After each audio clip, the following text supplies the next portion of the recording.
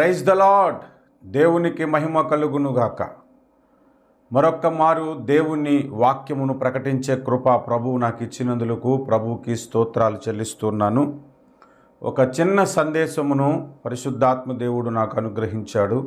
అది మీ మధ్య పంచుకోవటానికి ఈ విధంగా లైవ్లోనికి వచ్చాను. దయచేసి అందరూ శ్రద్ధగా పరిశుద్ధాత్మ దేవుడు పంపిన సందేశాన్ని వినటానికి సిద్ధపడండి. మీ హృదయాలను సిద్ధపరచుకునండి. చక్కగా దేవుని వాక్యాన్ని వినండి. మూలవచనముగా గలతీలకు రాసిన పత్రిక 4వ అధ్యాయము 4వ వచనాన్ని నేను చదువుతున్నాను. అయితే కాలము పరిపూర్ణమైనప్పుడు దేవుడు తన కుమారుని పంపెను. ఆయన స్త్రీయందు పుట్టి మనము దత్తపుత్రులము కావాలనని ధర్మశాస్త్రమునకు లోబడి ఉన్న వారిని విమోచించుటకై ధర్మశాస్త్రమునకు లోబడినవాడాయను. ప్రార్థన చేద్దాము. ప్రేమ కలిగిన మా ప్రియ పరలోకపు తండ్రి, సర్వశక్తిమంతుడా, జీవాధిపతి యేసుక్రీస్తు దేవా, నీకే స్తోత్రాలు స్తుతులు చెల్లిస్తున్నాము. చదవబడిన పరిశుద్ధ వాక్య భాగములో నుండి నాతో మాతో మా అందరితో మీరు మాట్లాడమని ప్రార్థన చేస్తున్నాము. నీ కృపను బట్టి, నీ దయను బట్టి, నీ కనికరమును బట్టి మీ స్వరమును మాకు వినిపింప చేయండి. మీ సత్యవాక్కు చేత మమ్మలను సరిచేయమని యేసుక్రీస్తు వారి శ్రేష్టమైన నామమున ప్రార్థన చేస్తున్నాను. ప్రియమైన పరలోకపు తండ్రి, ఆమెన్. ప్రభునందు ప్రియులారా, యేసుక్రీస్తు ప్రభువు ఈ లోకములోనికి మొదటిసారి రావటానికి అనగా ఆయన మొదటి రాకడకు, అలాగే యేసుక్రీస్తు ప్రభువు రెండవసారి కూడా ఈ లోకానికి రాబోతున్నాడు. మొదటిసారి పాపులను రక్షించుట కొరకు ఆయన వచ్చాడు. రెండవసారి ఆ పాపులలో ఎంతమంది అయితే యేసు ప్రభువుని అంగీకరించారో వారిని తీసుకొని వెళ్ళటానికి రెండవసారి రాబోతూ ఉన్నాడు. అయితే యేసు మొదటి రాకడైనా యేసు రెండవ రాకడైనా మనము తెలుసుకోవలసిన ఒక విషయం ఏమిటంటే, కాలము పరిపూర్ణమైనప్పుడు దేవుడు తన కుమారుని పంపాను. యేసుక్రీస్తు ప్రభువు మొదటిసారిగా ఈ లోకానికి రావటానికి ఒక కాలమును దేవుడు నిర్ణయించాడు. ఆ కాలములో మాత్రమే దేవుడు తన కుమారుని పంపాడు. ఆ కాలమునకు ముందు పంపటానికి కానీ ఆ కాలము తర్వాత కానీ పంపటానికి దేవుడు ఇష్టపడలేదు. అంటే యేసు ప్రభువు ఈ లోకములో జన్మించటానికి అనగా ఆయన మొదటి రాకడకు ఒక కాలమును దేవుడు ఏర్పాటు చేశాడు. ఆ కాలములోని మాత్రమే యేసు ప్రభువు వచ్చాడన్నమాట. ఆ కాలము సంపూర్ణమైంది. ఆ కాలం ఏమిటో, ఆ కాలము సంపూర్ణమయ్యే కాలం ఏమిటో ఇప్పుడు మనము ధ్యానించటలేదు. కానీ ఆయన ఈ లోకానికి వచ్చినప్పుడు ఆ కాలాన్ని గుర్తించటం ఎలా, ఆ కాలములో యేసు ప్రభువుని గుర్తించటం ఎలా అనేది తెలుసుకోవాలి. ఆల్రెడీ యేసుక్రీస్తు ప్రభు యొక్క మొదటి రాకడ అయిపోయింది. ఇంకా ఆయన గుర్తించటం గురించి మనకెందుకు అనుకోవద్దు. కానీ ఆయన మొదటి రాకడను ఇంకా ఈ లోకములోనికి ఆయన రాక మునుపే ఆయనను గుర్తించిన 3 అనుభవాలు ఉన్నాయి. ఆ 3 అనుభవాలు ద్వారా యేసు రెండవ రాకడను కూడా మనము గుర్తించగలుగుతాం. యేసు రెండవ రాకడను కూడా యేసు ప్రభు మొదటి రాకడలో కలిగి ఉన్న 3 అనుభవాలు ఇప్పుడు మీ ముందుకు నేను తీసుకొని వస్తున్నాను. అదే అనుభవాలు మన జీవితంలో ఇప్పుడు ఉంటే యేసు రెండవ రాకడను కూడా మనము గుర్తించవచ్చు. మొట్టమొదటి అనుభవాన్ని నేను మీ ముందుకు తీసుకొని వస్తున్నాను. ఒకసారి మనం ఆలోచన చేస్తే, యేసు మొదటి రాకడకు కాలము పరిపూర్ణమైనప్పుడు యేసు ఈ లోకానికి వచ్చాడు. అలాగే యేసు ప్రభు రెండవ రాకడ కూడా ఈ లోకానికి రావటానికి ఒక ప్రత్యేకతలు బైబిల్లో రాయబడి ఉన్నాయి. మత్తయి సువార్త 24వ అధ్యాయం 3వ వచనములో, సకల ప్రజలకు సాక్ష్యార్థమై సువార్త ప్రకటింపబడిన తర్వాతే యేసు రాకడ జరుగుతుంది అని మనకు బైబిల్ చెబుతుంది. అంటే ఒక కాలమును యేసు రెండవ రాకడ కొరకు ప్రభువు సిద్ధపరిచాడన్నమాట. అదే విధముగా అపోస్తుల కార్యాలు 3వ అధ్యాయం 21వ వచనంలో, కుదురుబాటు కాలము వచ్చేంత వరకు తండ్రి కుడిపార్శ్వమున యేసు నివాసి అయి ఉండాల్సి వచ్చింది, పరలోకంలో ఉండాల్సి వచ్చిందని రాయబడి ఉంది. అంటే ఒక కాలమును దేవుడు నిర్ణయించాడు యేసు ప్రభు ఈ లోకానికి రావటానికి. ఆ కాలము సంపూర్ణం అవ్వాలి భూమి మీద. అంటే లోకమంతటా సువార్త ప్రకటింపబడాలి. ప్రకటింపబడిన సువార్త విని రక్షణ పొంది సంఘాలుగా ఉన్నటువంటి ప్రతి సంఘములో కూడా దిద్దుబాటు జరగాలి. ఆ తర్వాత యేసు రాకడ, రెండవ రాకడ జరుగుతుంది. అలాగే యేసు మొదటి రాకడకు కూడా దేవుడు ఒక కాలమును సంపూర్ణము చేయాలనుకున్నాడు. ఆ కాలము సంపూర్ణమైనప్పుడు యేసు ఈ లోకములో పుట్టాడు. ఆ యేసు ప్రభు ఒక రెండవ రాకడను మనము గుర్తించటానికి యేసు ప్రభు ఒక మొదటి రాకడలో 3 అనుభవాలు మనకి కనబడుతున్నాయి. మొట్టమొదటి అనుభవము మనందరికీ బాగా పరిచయమైనటువంటి వాక్యమే. మత్తయి సువార్త 2వ అధ్యాయము. మత్తయి సువార్త 2వ అధ్యాయము మనం చూస్తే మొదటి వచనము నుండి 2వ అధ్యాయము మొదటి వచనము నుండి, రాజైన హేరోదు దినములయందు యోదయ దేశపు బెత్లెహేములో యేసు పుట్టిన పిమ్మట ఇదిగో తూర్పు దేశపు జ్ఞానులు యెరూషలేమునకు వచ్చి, యూదుల రాజుగా పుట్టిన వాడెక్కడనున్నాడు? తూర్పు దిక్కున మేము ఆయన నక్షత్రమును చూచి ఆయనను పూజింపవచ్చితమని చెప్పిరి. ఈ మాటలు చూడండి. యేసు ప్రభువు ఈ లోకంలో పుట్టడానికి మునుపే ఆయన పుట్టబోతున్న కాలము, ఆయన పుట్టబోతున్న స్థలము, ఆయన పుట్టిన ఆ సందర్భాన్ని గురించి ముందుగానే ఈ జ్ఞానులు ఎలా తెలుసుకున్నారు? ఈ జ్ఞానులు యేసు ప్రభువుని ఏ విధముగా గ్రహించారు? యేసు యెరూషలేములో పుట్టటము, ఆయన పుట్టాడన్న సంగతి ఒక నక్షత్రము ఆకాశములో వెలయుట, ఆకాశములో కనబడుట ఈ జ్ఞానులు చూశారే. ఈ జ్ఞానులకు ఎలా తెలుసు ఆ విషయము అనంటే, యేసు ఒక రాకడను గూర్చి వారు విశ్వసించిన గ్రంథాలలో రాసి ఉండాలి, లేదా ఆ నక్షత్రం ఒకటి కనబడినప్పుడు యేసు ఈ లోకములో రక్షకుడి లోకములో పుడతాడని, యూదుల రాజుగా పుడతాడని, యూదా దేశంలోనే పుడతాడని, యూదులకు రాజుగానే పుడతాడని వారికి ఎవరైనా ప్రకటించి ఉండాలి, లేదా వారు ఏదైనా గ్రంథాన్ని చదివి ఆ జ్ఞానాన్ని వారు సంపాదించుకొని ఉండాలి. కాబట్టే యేసు మొదటి రాకడను వారు గుర్తించారు. కనుక మనం ఇక్కడ నేర్చుకోవలసిన ఒక ప్రాముఖ్యమైన పాఠం ఏమిటి అనంటే, యేసు రెండవ రాకడను కూడా ఎవరు గుర్తిస్తారు అనంటే, జ్ఞానులైన వారు మాత్రమే యేసు రెండవ రాకడను గుర్తిస్తారు. Only wise people only can recognize the second coming of the Jesus Christ. Yesu రెండవ రాకడను ఎవరు గుర్తిస్తారు అంటే, జ్ఞానులు గుర్తిస్తారు. జ్ఞానం అనేది ప్రాముఖ్యంగా 3 విధాలుగా ఉంది. చూడండి, యాకోబు పత్రిక 3వ అధ్యాయము, యాకోబు పత్రిక 3వ అధ్యాయము 15వ వచనం చదువుతున్నాను. ఈ జ్ఞానము పైనుండి దిగి వచ్చినది కాక భూ సంబంధమైనది, ప్రకృతి సంబంధమైనది, దెయ్యముల జ్ఞానము వంటిదినై ఉన్నది. ఈ ఒక్క వచనములోనే మనకి ఏమర్థమవుతుందంటే, పైనుండి వచ్చినది కాక అన్నాడు. అంటే జ్ఞానము పైనుండి వచ్చే జ్ఞానం ఒకటి ఉంది, భూ సంబంధమైనది అన్నాడు, మరలా దెయ్యపు జ్ఞానము అని అన్నాడు. అంటే దెయ్యాల జ్ఞానం ఉన్నది, పైనుండి వచ్చే దైవ జ్ఞానం ఉన్నది, భూ సంబంధమైన ఈ లోక జ్ఞానము ఉన్నది. ఈ 3 రకాల జ్ఞానాలలో ఏ జ్ఞానాన్ని బట్టి యేసు ప్రభు ఒక రాకడను మనం తెలుసుకోగలము అనంటే, దైవ జ్ఞానము వలనే యేసు రాకడను గుర్తించగలము. అందుకనే దేవుని గూర్చిన జ్ఞానము కొరకు మనము ప్రయాసపడాలి. దేవుని గూర్చిన జ్ఞానము కొరకు మనము నేర్చుకోవటానికి ప్రయత్నించాలి. సామెతల గ్రంథము 30వ అధ్యాయములో 3వ వచనములో ఆగూరు భక్తుడు ఈ విధంగా చెప్తున్నాడు, నేను జ్ఞానాభ్యాసము చేసుకున్నవాడను కాను, పరిశుద్ధ దేవుని గూర్చిన జ్ఞానము పొందలేదు అన్నాడు. అంటే నేను జ్ఞానాభ్యాసము చేయలేదు, పరిశుద్ధ దేవుని గూర్చిన జ్ఞానము నేను పొందుకోలేదు అన్నాడు. ఆ జ్ఞానం మనం ఎలా సంపాదించుకోవాలి అనంటే అభ్యాసము చేయాలి.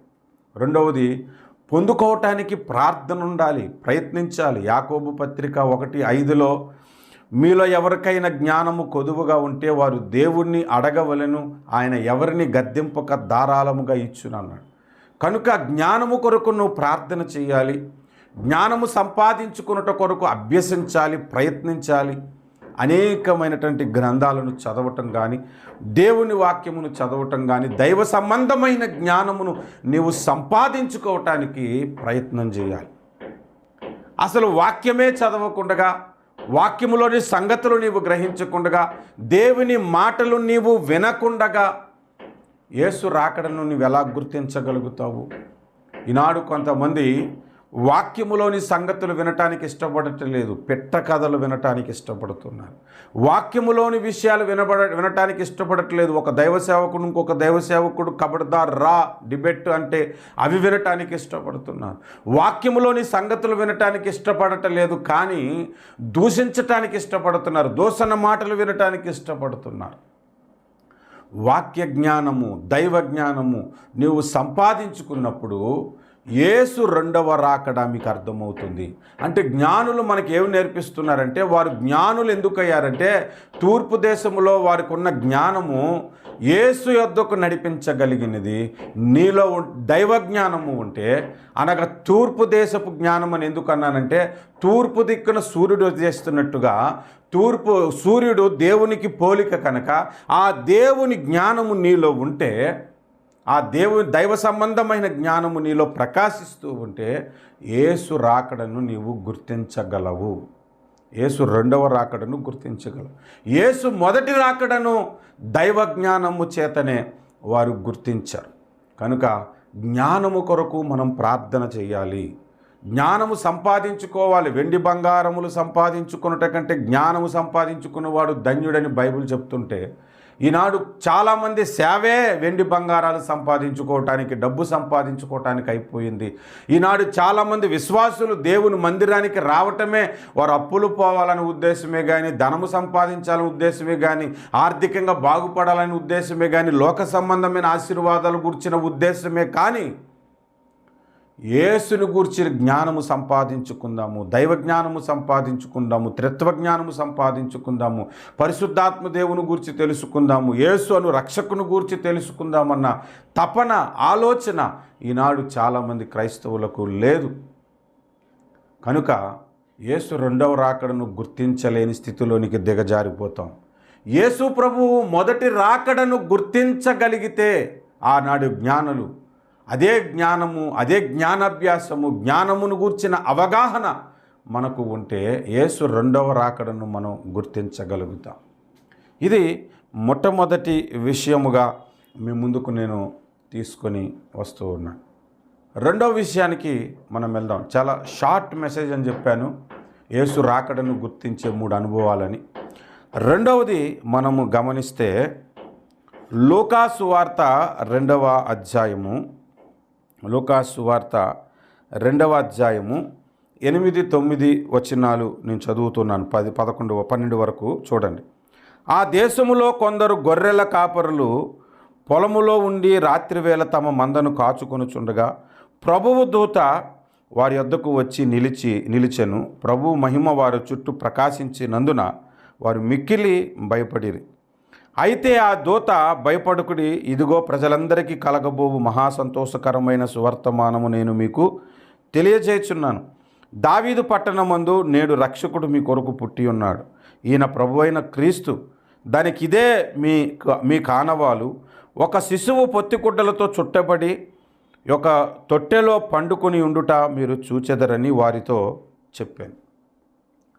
ఇక్కడ గొర్రెల కాపరుల గురించి మనం ధ్యానించటలేదు, ఆ దేవదూత చెప్పిన ప్రతి మాటను మనం ధ్యానించటలేదు. కానీ అవసరమైన ఒక పాయింట్, ఒక మాటను మీకు నేను తెలియజేస్తున్నాను. గొర్రెల కాపరులకు యేసు మొదటి రాకడను తెలియజేసింది ఎవరు అనంటే దేవదూత. దేవదూత ప్రకటించాడు. మొదటిగా జ్ఞానులు వారికున్న జ్ఞానమును బట్టి, దైవ జ్ఞానమును బట్టి యేసు రాకడను గుర్తించారు. రెండవదిగా చూస్తే గొర్రెల కాపరులు, వారికి జ్ఞానమే ఉండదు పెద్దగా. వారి దగ్గరికి దేవదూత వచ్చి ప్రకటించటం యేసు ప్రభు యొక్క జన్మమును గూర్చి, యేసు ప్రభు యొక్క మొదటి రాకడను గూర్చి మనం చదువుతున్నాం. దేవదూత అన్న దగ్గర మనం ఒక పాయింట్ నేర్చుకోవాలి. దేవదూతలు దేవుని సేవకులకు సాదృశ్యముగా కూడా బైబిల్లో వ్రాయబడి ఉంది. ప్రకటన గ్రంథము మొదటి అధ్యాయము, ప్రకటన గ్రంథము క్షమించండి 2వ అధ్యాయము, ప్రకటన గ్రంథము 2వ అధ్యాయము మొదటి వచనము. ఎఫెసీలో ఉన్న సంఘపు దూతకు ఇలాగూ రాయము. ఎఫెసీలో సంఘపు దూత అంటే ఎవరు? సంఘ కాపరి, ఉపదేశకుడు అని అర్థం. ఆ సంఘాన్ని నడిపిస్తున్న నాయకుడని అర్థం. సంఘపు దూతకు ఇలాగూ రాయము అని అన్నాడు. తర్వాత 8వ వచనంలో స్మరణలో ఉన్న సంఘపు దూతకు ఇలాగూ రాయము. 12వ వచనంలో పెర్గములో ఉన్న సంఘపు దూతకు ఇలాగూ రాయము. 18వ వచనంలో తుయతైరులో ఉన్న సంఘపు దూతకు ఇలాగూ రాయము అన్నాడు. 3వ అధ్యాయము 1వ వచనంలో సార్టీసులో ఉన్న సంఘపు దూతకు ఇలాగూ రాయము. ఇలాగ 7 సంఘాల దూతలకు చెప్పటం అంటే సంఘపు దూతలకు అంటే సంఘ కాపరులకు చెప్పటం అన్నమాట. సంఘ కాపరులకు సందేశం ఇవ్వబడుతుందన్నమాట. అంటే ఇప్పుడు లూకాసు వార్త 12వ అధ్యాయంలో దూత వచ్చి చెప్పుట అంటే ఈనాడు దేవుని చేత ఏర్పాటు చేసుకున్న దైవ సేవకులు జ్ఞానము లేని అనేకులకు యేసు మొదటి రాకడను గూర్చి బోధిస్తున్నారు. యేసు 2వ రాకడను గూర్చి కూడా బోధిస్తూ ఉన్నారు. అలా బోధిస్తూ ఉన్నప్పుడు ఆ బోధ గ్రహించి యేసు రాకడను గుర్తించే అవకాశం దొరుకుతుంది. ఇది 2వ పాయింట్. యేసు 2వ రాకడను మనం ఎలా గుర్తించగలము అంటే దేవుని చేత ఏర్పాటు చేయబడిన దైవ సేవకులు ఉపదేశించిన ఉపదేశములను బట్టి యేసు 2వ రాకడను మనము గుర్తించగలము. కనుక ఉపదేశాలు వినాలి. దేవుడు ఏర్పాటు చేసుకున్న సేవకుల ఉపదేశాలు మాత్రమే వినాలండి. ఏ బోధ పడితే ఆ బోధ వినకూడదు. దేవుడు ఏర్పాటు చేసుకున్న దైవ సేవకులు ఉపదేశించినప్పుడు సత్యము బయటకు వస్తుంది. యేసు రాకడను గూర్చిన సరైన అవగాహన కలిగి వారు బోధిస్తారు. కనుక ఆయన రాకడను గుర్తించే జ్ఞానము మనకు కలుగుతుంది.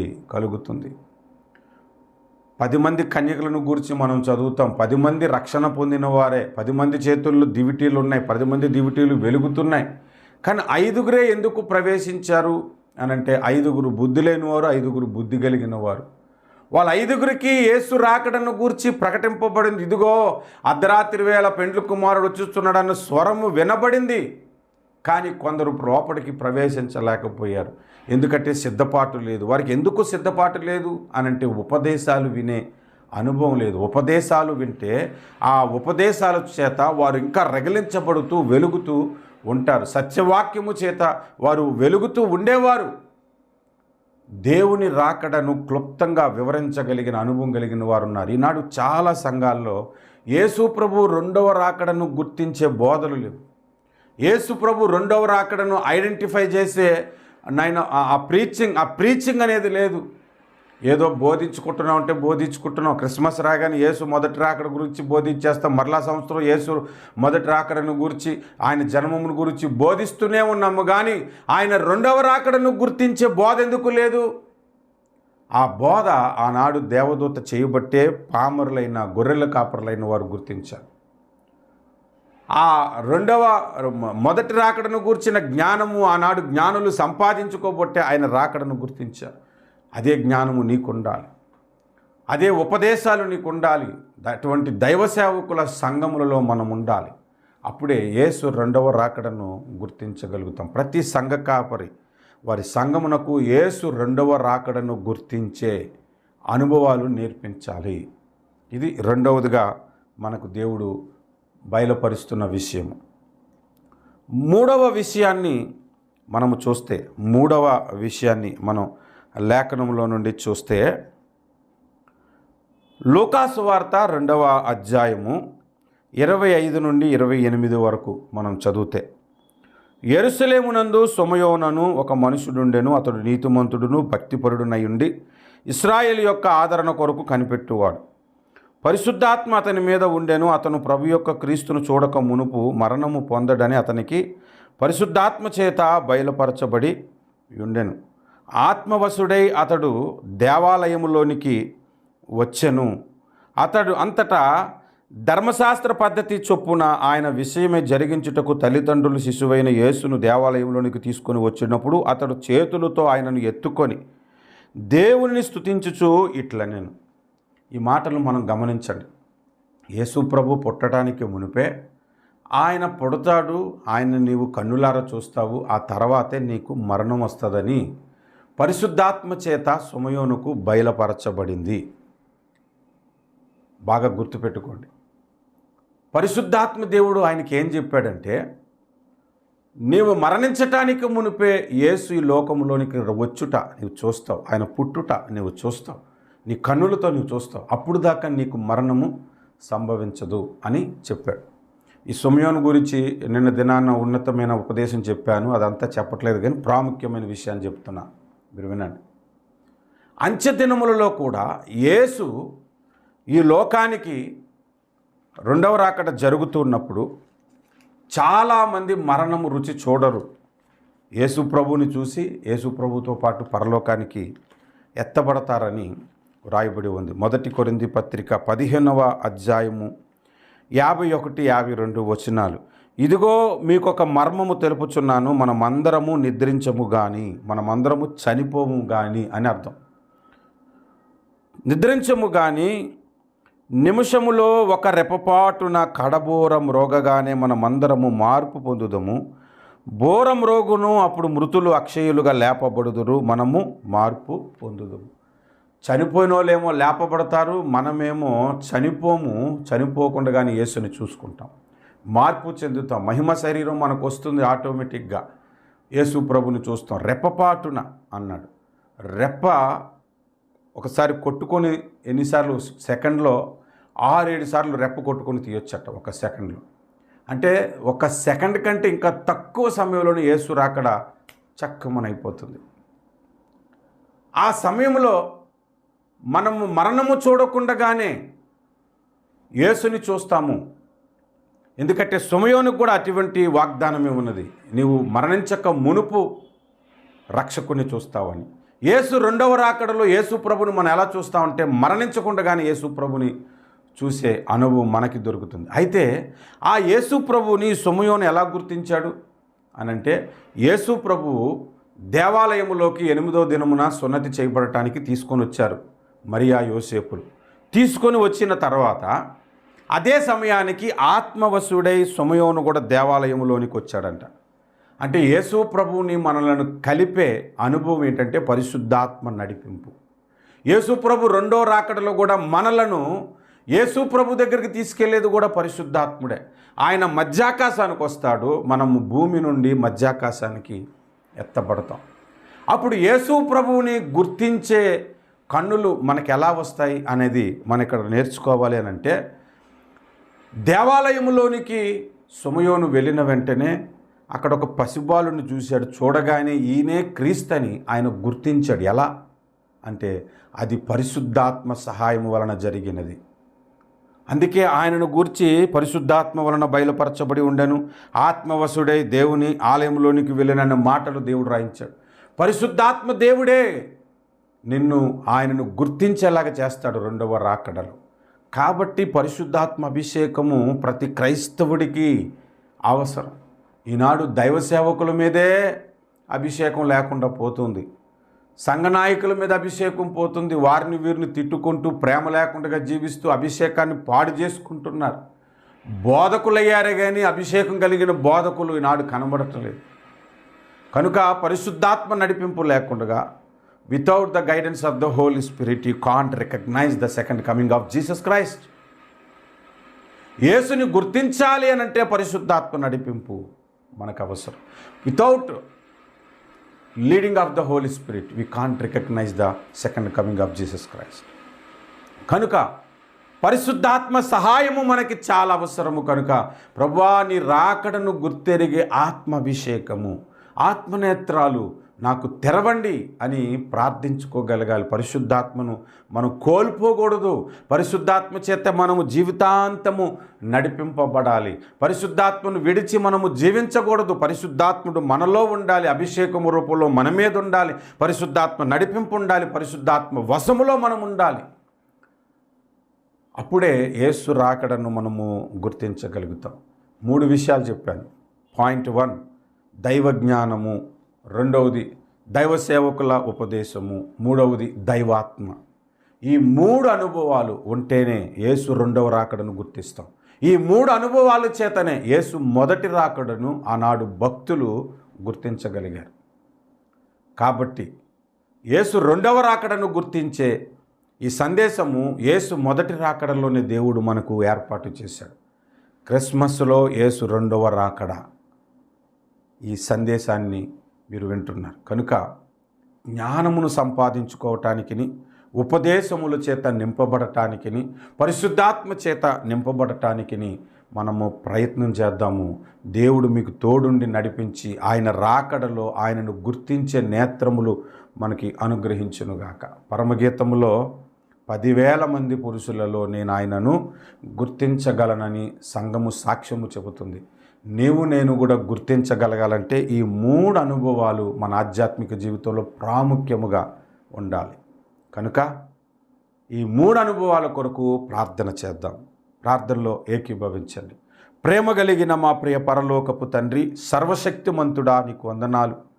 ఇదిగో నైనా దైవ సంబంధమైన జ్ఞానము, పైనుండి వచ్చిన జ్ఞానము అయా మాకు దయచేయండి. పరిశుద్ధ దేవుని మిమ్మల్ని గూర్చిన జ్ఞానము మాకు దయచేయండి.